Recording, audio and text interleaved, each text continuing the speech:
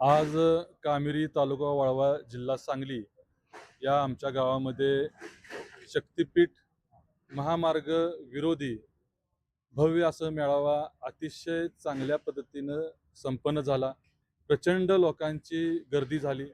अतिशय चांगला प्रतिसाद लोकांनी दिला आणि यावरून लक्षात येतंय की जनतेचा शक्तिपीठ महामार्गाला किती विरोध आहे आणि याची नोंद आज झालेल्या सभेतून सरकार घेईल अशी मी आशा बाळगतो।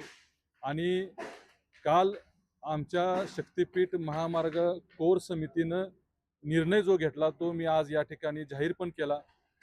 ग्रामपंचायतीच्या इमारतीवरती भोंगा आम्ही लावणार आहे आणि हा भोंगा शक्तिपीठ महामार्गासंबंधी मोजणीसाठी किंवा सर्वेसाठी जे अधिकारी येतील एका वेळी गावाला निरोप देण्यासाठी आम्ही तो भोंगा वाजवू आणि भोंगा वाजवताच गावातल्या सर्वांनी आहे त्या स्थितीमध्ये या चौकामध्ये गोळा व्हायचं आणि त्या येणाऱ्या अधिकाऱ्यांचा भोंगा वाजवायचा असा ठराव आमच्या समितीनं काल घेतलेला आहे आणि या आजच्या झालेल्या सभेमध्ये तो निर्णय सुद्धा मी जाहीर केलेला आहे।